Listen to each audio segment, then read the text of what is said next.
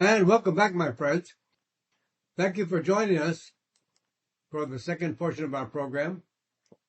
We're going to be here to the top of the hour, right here on Terry Talks Nutrition. I'm Terry naturally. I have been doing this for the last 55 years. And I don't think I want to ever stop. Well, maybe you're disagreeing with that. But I love what I do. I have a passion for what I do. I know what I have gone through, from bad diet to good diet, from bad health to good health. It all equates. You can't eat garbage and expect to be healthy. You know the computer saying, garbage in, garbage out. Exactly the same. And I've got more great topics coming up. I want to tell you a little bit about two new studies on the health benefits of exercise. And the nutrient of the day, vitamin K. K like kick. K. Why vitamin K? The connection between body fat and skin disease. And you can just make a very, very simple change to avoid heart attacks. You would want to know this one for sure. And the effects of night shift work on women. A closer look at telomeres. What are telomeres? Is your allergy medicine increasing your risk of dementia? I would vote yes. Very excellent studies that prove your allergy medicines are increasing your risk of dementia. You can't escape the side effects of drugs. Some are more mild than others. Some are very harsh than others. So it's really time for you to decide what you want to use. Natural alternative medicines, or do you want to use drugs with side effects? It's all up to you. So now here are two new studies on the health benefits of exercise. Exercise to build the brain. Boy, that's important. How do you have a healthier brain? Well, 44 older adults with mild cognitive impairment were chosen for the study. For 6 months, half of the group participated in a resistant exercise program. That means weight training sessions, weight-bearing sessions, twice a week, and moderate to high intensity, and with progressive loads. The rest of the group did not exercise. And here's the results. After 6 months, the participants who practiced weight training. Now, I'm not saying bodybuilding. I'm not saying like you're going to be a bodybuilder. You're not going to become buff. But just using weights in the participation of the exercise, you might use 5 pounds, you might use 20 pounds or 30 pounds. And that is not always important, but some form of weight training had better performance in memory tests, improved brain cell function, and less decline in areas of the brain associated with Alzheimer's disease. Don't just use body weight. Well, that's also very good, but you want to use some kind of weight resistance. The control group actually showed a worsening of the brain, all of the parameters of the brain, for all of these areas. Previous research using animal models found that resistance training, that means pitting your muscle against the weight, like arm curls, increase the number and activity of neurons in the brain, nerve cells, not even close to the brain, but the exercise which led to better results on tests of memory and thinking. Exercise can be quite important. Now, some weekend warriors, those that really go out and train, can also benefit from exercise. Researchers looked at health data from over 13,000 U.S. adults. They divided people into two groups based on the reported amount of exercise, inactive or active, for 150 minutes a week or less. Now, the active exercise more than 150 minutes a week over 3 or more sessions. The weekend warrior exercised more than 150 minutes a week over 1 or 2 sessions, or highly intense. Now, the results of this study versus inactive, any amount of exercise reduced the risk of anxiety. Any exercise, any amount. And we've seen research on 5 and 10 minutes of exercise daily. Effects were greatest for the weekend warriors.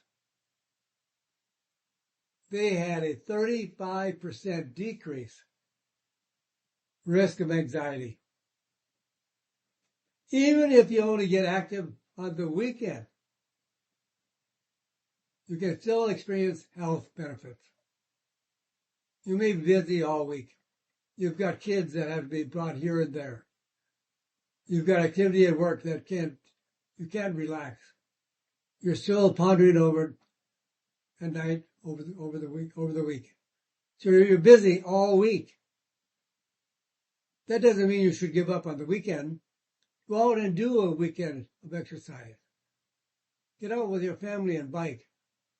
Go swimming, walking, anything that tells you you're out there moving and finding some breathlessness, finding some sweating, feeling good, even on the weekend.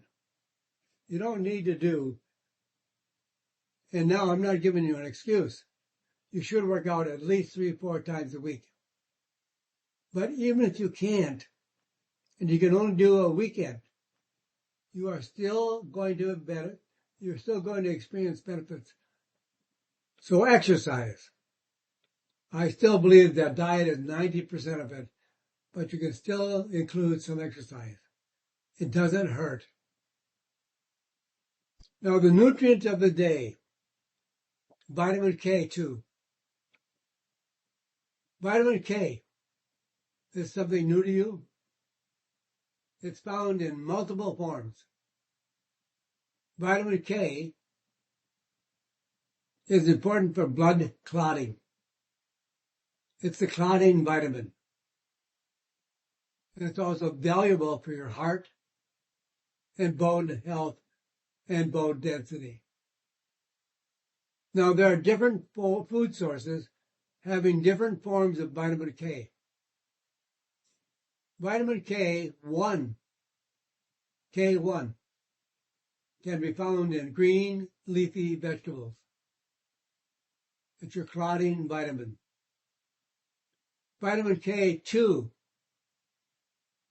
is found in animal-based and fermented foods, egg yolks, liver, cheese made from whole milk, and natto, otherwise known as fermented soy. To make things even more confusing, vitamin K2 is also found in more than one form.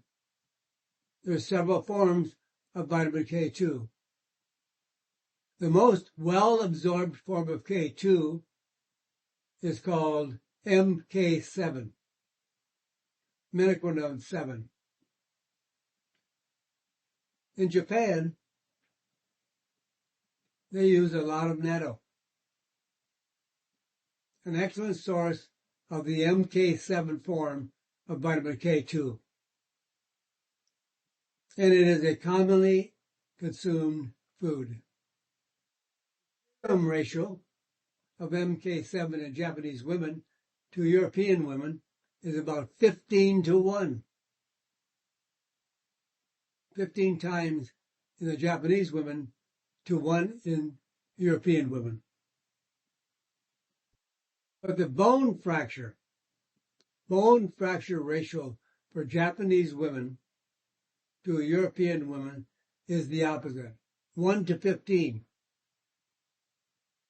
So this is a great indication of how important MK7 is to the building of strong bones.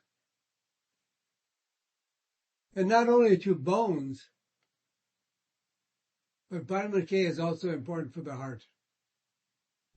New studies, and here's one that I really like. One of the new study results, 165 pre- and postmenopausal women with low vitamin K levels. Now, for 1 year, half of these women received a placebo, a fake pill. They didn't know that, but it was made to look exactly like the active K2. Half received the supplemental MK7, vitamin K2, about 180 micrograms daily. And the results of this study, the placebo group had a 50% increase in arterial stiffness. The arteries were hard, less flexibility, hard and stiff, and increased blood pressure. The MK7 group had a very small increase in arterial stiffness and no increase in blood pressure. So how do you take K2? Look for the absorbable form MK7. Take once or twice daily in combination with other key nutrients for the heart and bone.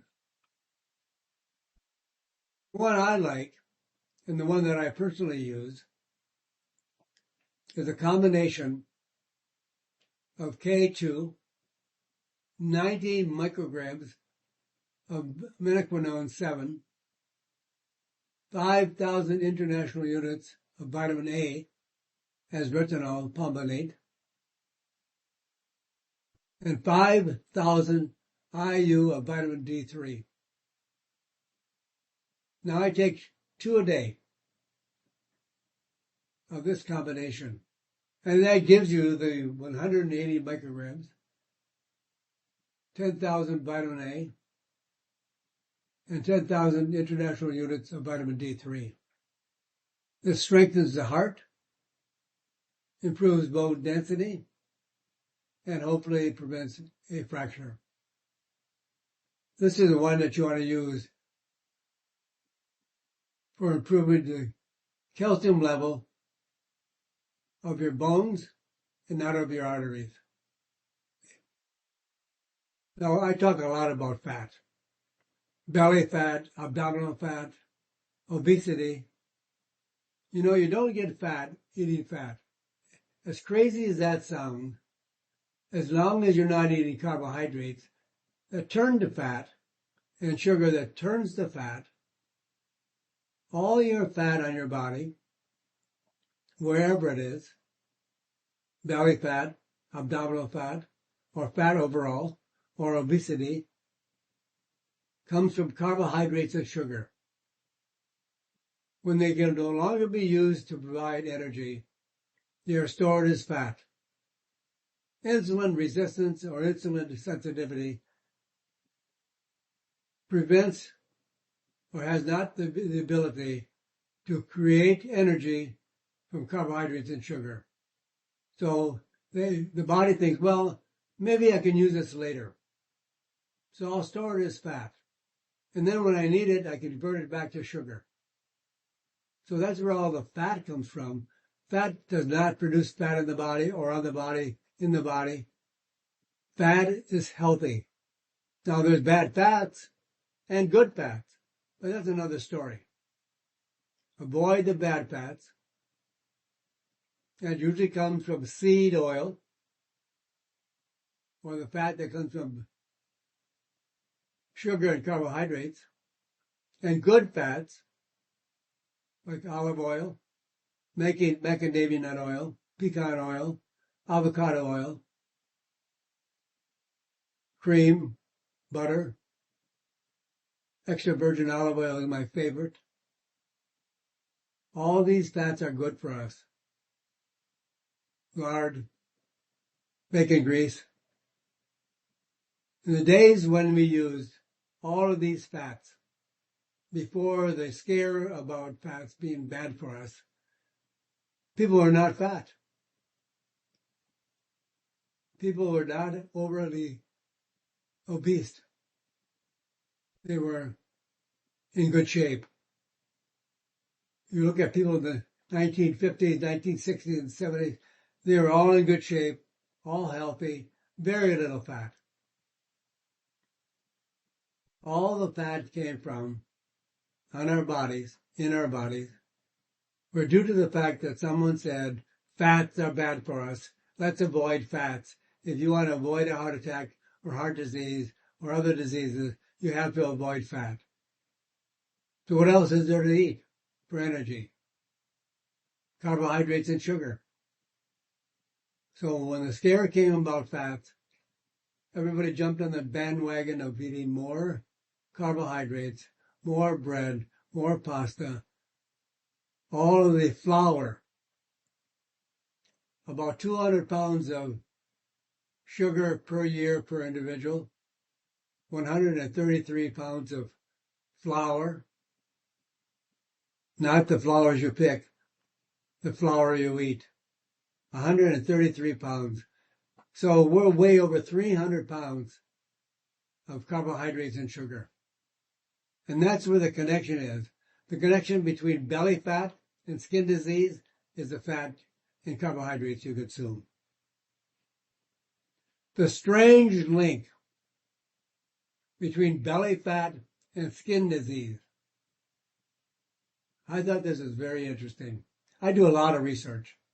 I have a research team that helps me gather scientific studies. And we found that researchers have found a connection between visceral fat. That's the fat in your belly. Visceral fat is a fat found in your belly, and the combination that causes obesity. And that causes the inflammatory skin disease, psoriasis. If you have psoriasis, pay attention. Both obesity and psoriasis are associated with chronic inflammation. Every cell that is filled with fat, whether we are obese or mildly fat, causes chronic inflammation. The thinner you are, the less inflammation you have. So both obesity and psoriasis are associated with chronic inflammation. The researchers used 25 different methods of evaluating body fat on over 330,000 adults and found that a high waist to hip ratio, meaning that the abdominal body fat was highly predictive of psoriasis. If you're overweight, if you're obese, all the fat is causing psoriasis because it causes inflammation. Abdominal or visceral fat releases proteins called cytokines. Cytokines that trigger low level of inflammation and increase risk of autoimmune diseases like psoriasis. Previous studies have reported that for every 5-unit increase of BMI increases the risk of psoriasis by 17%. Just think about that. Fat causes many diseases. What causes fat? Carbohydrates and sugar. When you adopt a ketogenic diet, you are reducing carbohydrates and sugar. And that in turn reduces fat. You lose fat. If you want to lose fat, eat fat. Sounds crazy, doesn't it? But it works every time. You don't even have to try. In fact, you can't eat enough foods of fats to cause any complications. Very healthy for you. Choose good fats, not bad fats, and make them a part of your diet. In fact, your diet should be more primarily fat than protein, and way, way, way more than carbohydrates or sugar. You'll have a much more healthy body over time. So how do you make a simple change to avoid a heart attack? You want to know a very simple change? Get moving to keep your heart healthy. For 1 year, researchers tracked the physical activity using a fitness tracker of 600 patients who had chest pain or other warning signs of a heart attack or heart disease that put them at high risk of a heart attack for a year. The results: replacing 30 minutes of sitting with 30 minutes of light or moderate physical activity significantly reduced the risk of heart disease or a heart attack. The least active people, basically sedentary, with less than 2 hours of physical activity a day, had 2.5 times increased risk of a heart attack. More active people overall had a 50 to 60% reduction in the risk of a heart attack by getting at least 2 hours a day of physical activity. Even just cleaning the house, doing laundry, doing dishes, all of this activity counts as moving. You want to keep moving, not sitting all day. And therefore risk was further reduced by adding in 30 minutes of moderate exercise, such as a brisk walk or riding a bicycle. Also, more help for your heart from consuming aronia berry. Aronia berry, A like apple, R like Robert, O like Olive, N like Nancy, I, A, aronia berry.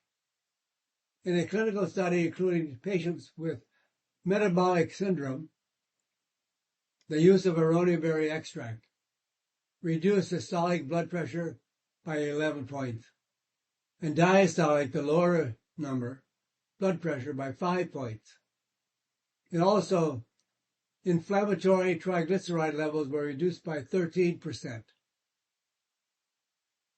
And in other studies, aronia berry extract has been shown to increase blood flow and boost nitric oxide, opening up the vessels, opening up the arteries, causing more blood flow, better blood flow, more oxygen to the heart. You only need to take 300 milligrams of aronia berry extract daily, just 300 milligrams. It is one of the most powerful berries known in nature. It is the strongest berry known in nature. It's the healthiest berry. Healthiest berry due to the fact that it contains a very, very high level of very specific OPCs for the heart. This is the kind of healthy, natural alternatives to be used rather than medicines. When your doctor prescribes medicines, why? Choose to know why. Why am I taking this, doctor? Can I take something else? And of course, your doctor will always refuse. Ask more questions. Tell them that you've heard about aronia berry. And maybe you want to even take literature or a booklet. I've seen a booklet in health food stores about aronia berry. This is one of the most powerful berries known to man and woman and everybody. 300 milligrams of aronia berry extract daily. That will reduce heart disease dramatically, significantly. So, my friends, another weekend has gone. Another hour has been passed, providing you with as much information I possibly can find in an hour's time.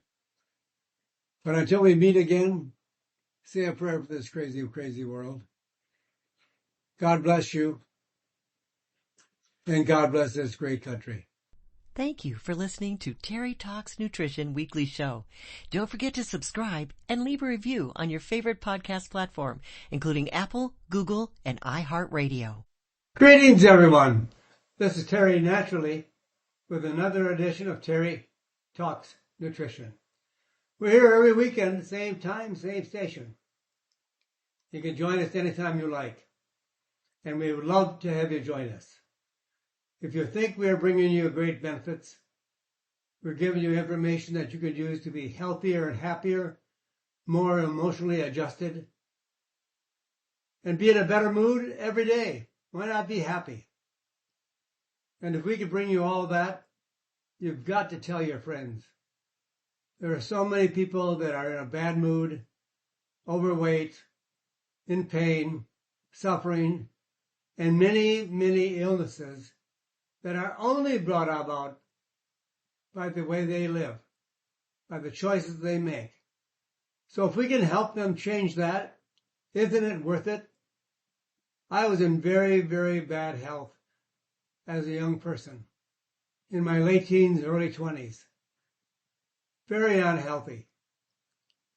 And 3 people in my life that I still refer to as my 3 angels changed my life. And today I feel better, physically, mentally, emotionally, than I ever did in my life. Many, many years later. Wouldn't we all like to feel that way?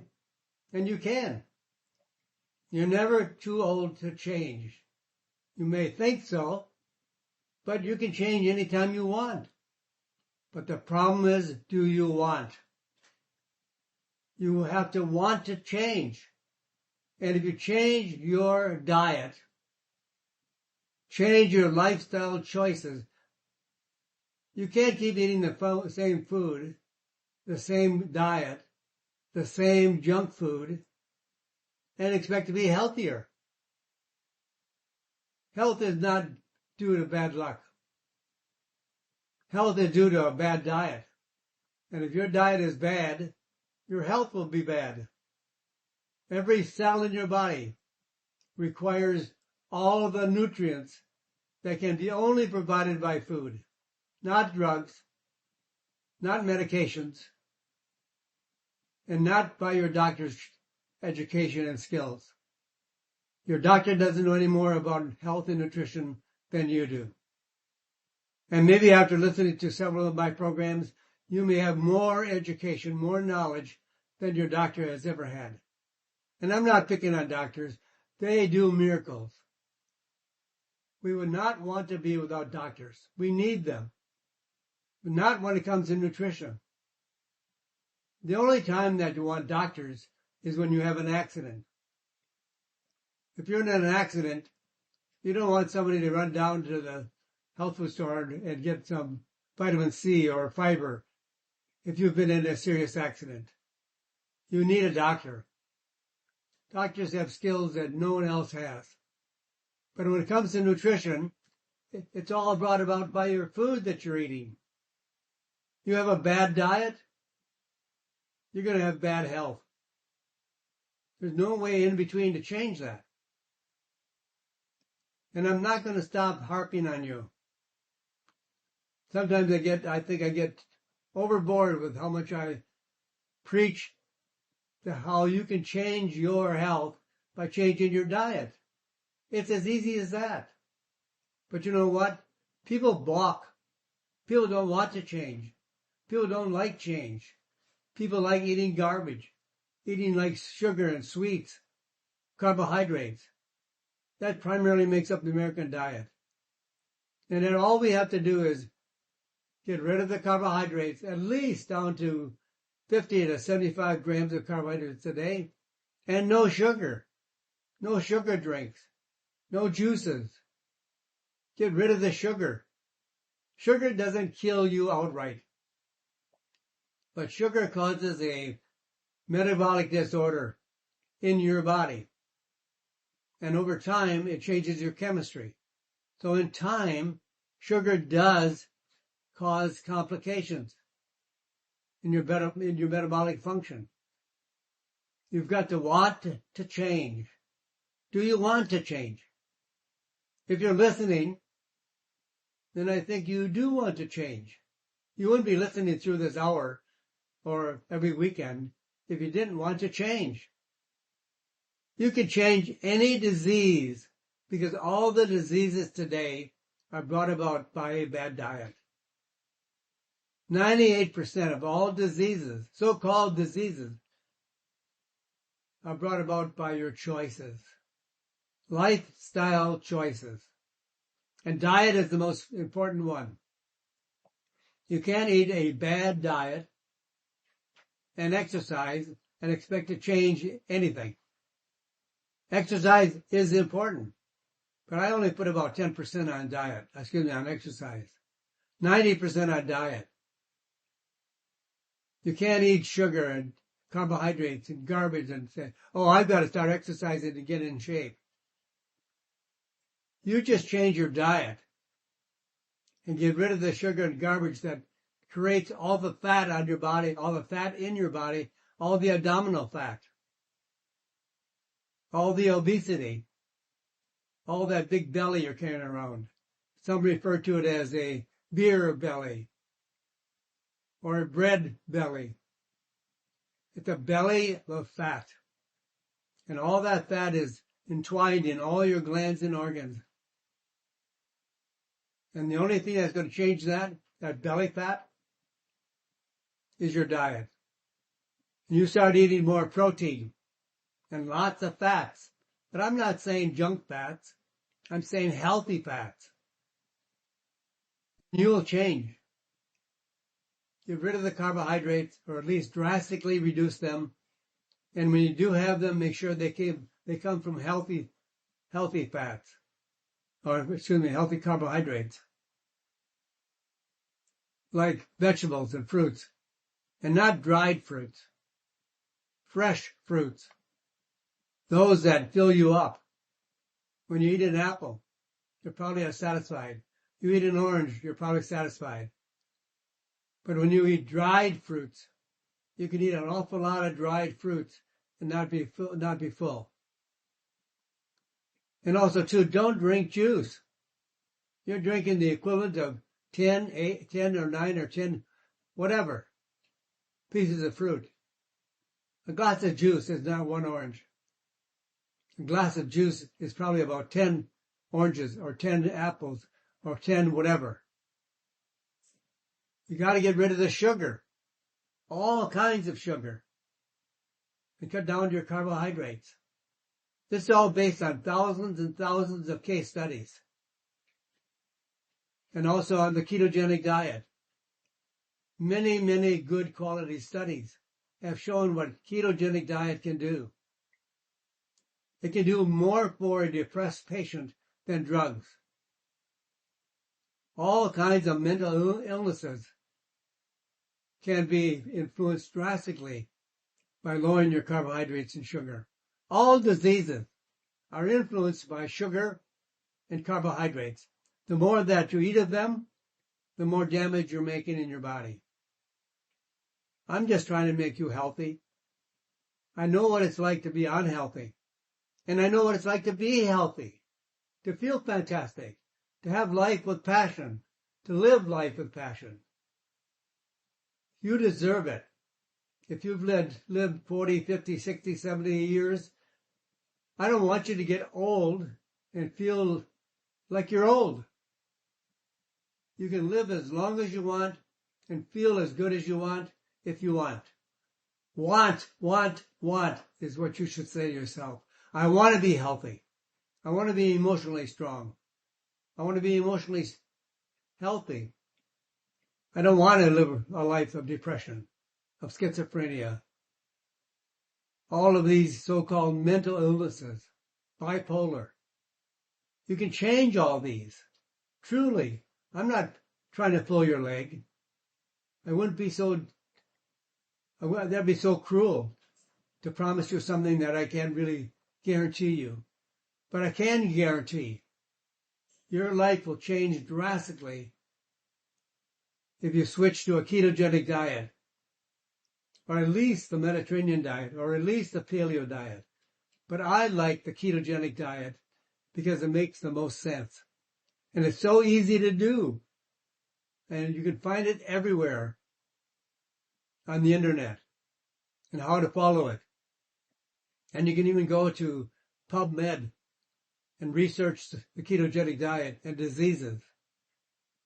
It gives you all the information. There's nothing harmful about it. It's a perfect diet.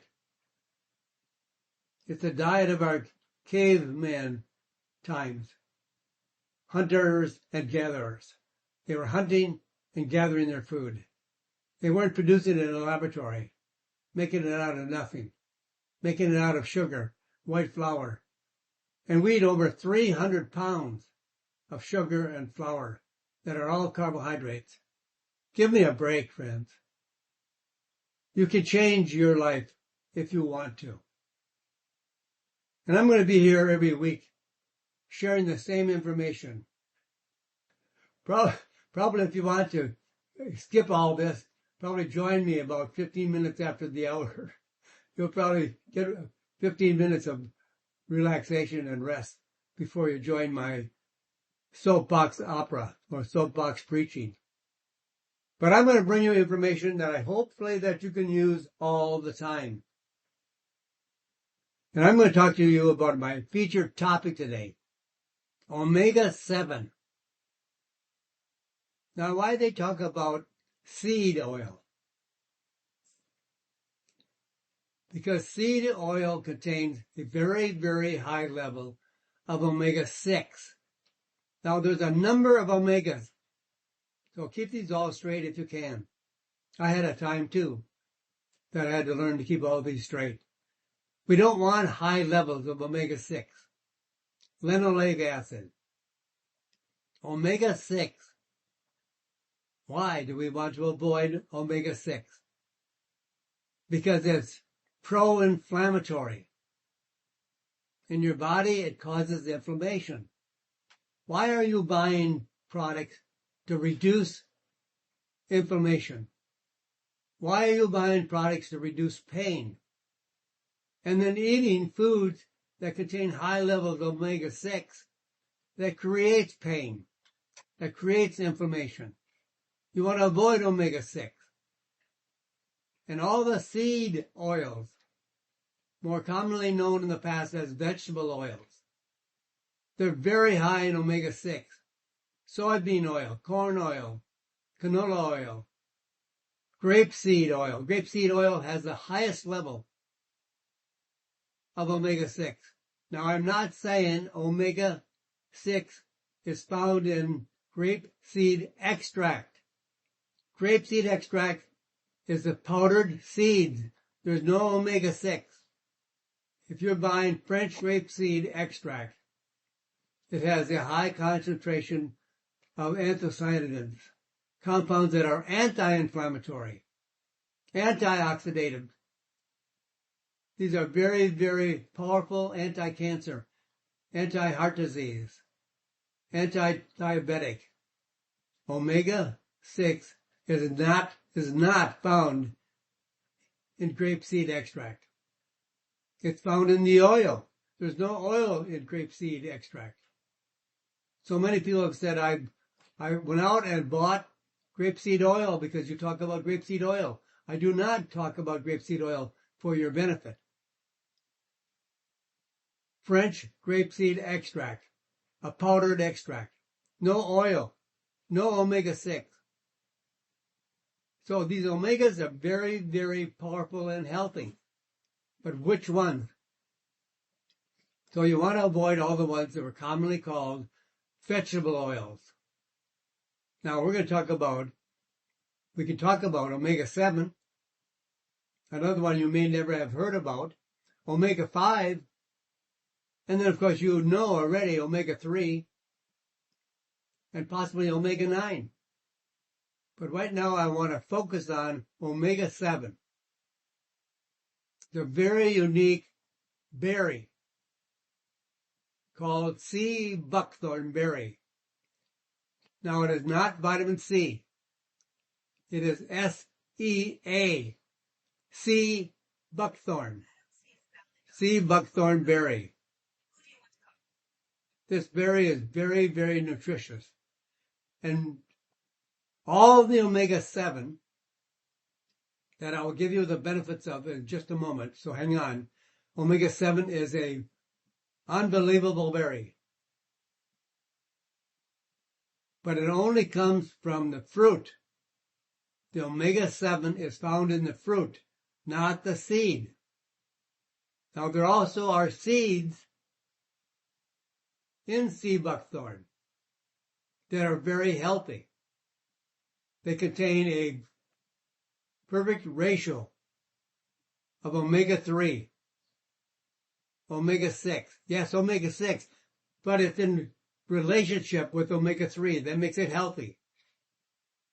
You have to have a ratio of omega-3 and omega-6 like 1-to-1, maybe 2-to-1 in favor of omega-6. But that does not cause any harm because you have enough omega-3 there to prevent any damage. And then you have omega-9. These three, omega-6, omega-3, omega-9, are all in sea buckthorn seed. Those seeds are okay. But you have omega-7 in the sea buckthorn. And that is in the pulp of the fruit. Why is sea buckthorn so special? It primarily grows in the Himalayas, in China, in Malaysian countries. It's a beautiful, beautiful orange berry. But it has tremendous amount of thorns. That's why it's called sea buckthorn, because all these thorns grow in the trees, and they should be hand-picked.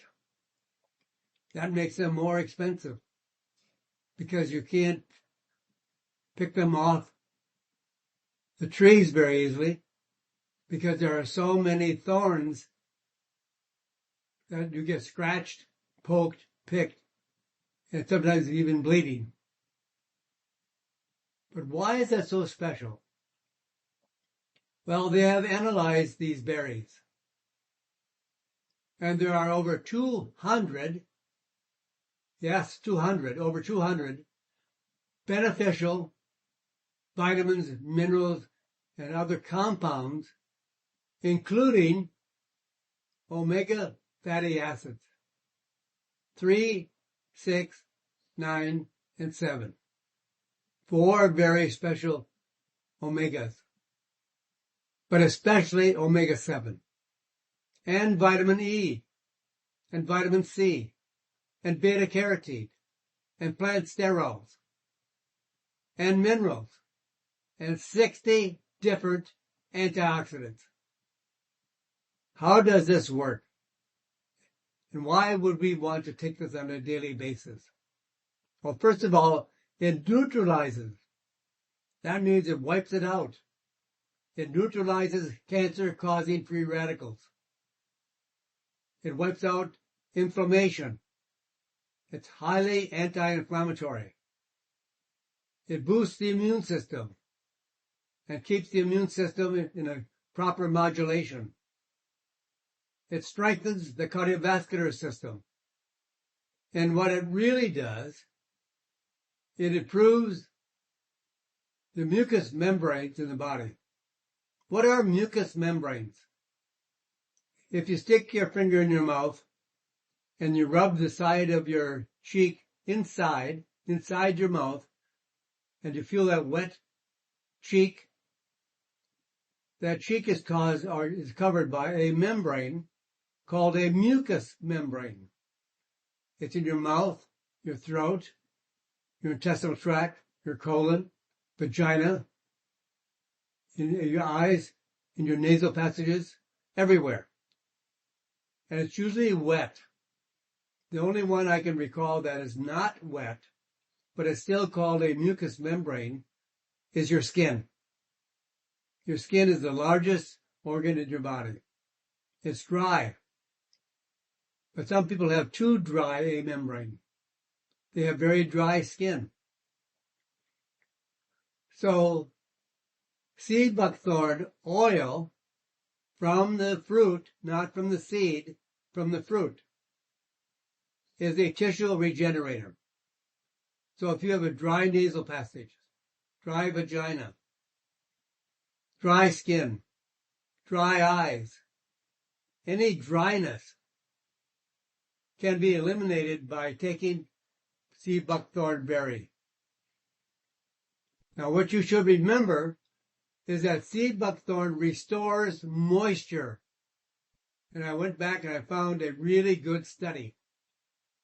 It is a randomized, placebo-controlled clinical study of women with Sjogren's syndrome, which is an autoimmune disease that damages the glands in the body that produce moisture. And over 80% of the subjects of the study saw improvement in their symptoms, including dry eyes and mouth. So if you are having dry eyes and mouth, or joint pain, vaginal itching and burning, you should take sea buckthorn oil. It's usually found in a soft gel capsule, about 500 milligrams soft gel capsule. And separately, in another clinical study of 100 people with dry eyes, and it's very irritating. Dry eyes almost feel blurry, like sand in your eyes, and just chronic irritation. Now, they were given 4 capsules daily, so that's 2,000 milligrams. 500 milligrams per capsule, 4 capsules, that equals 2,000 milligrams of sea buckthorn oil, which significantly relieved dry eye symptoms, including redness and burning.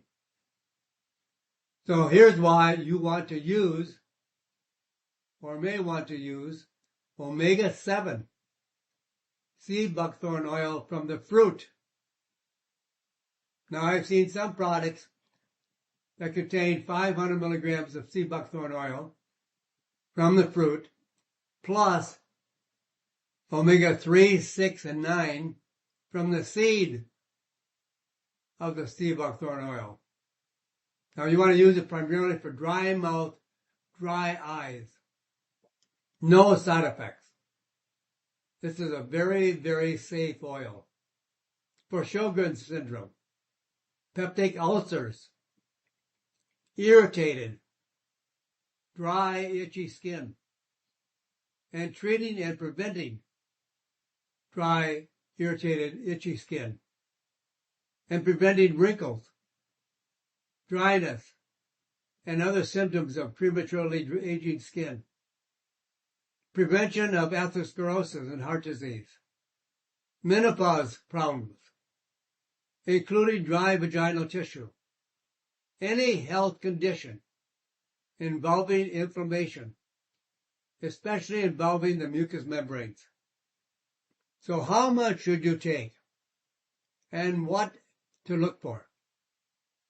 I know it's hard when you don't really know products inside and out, and you might not even know the products that are on the shelf.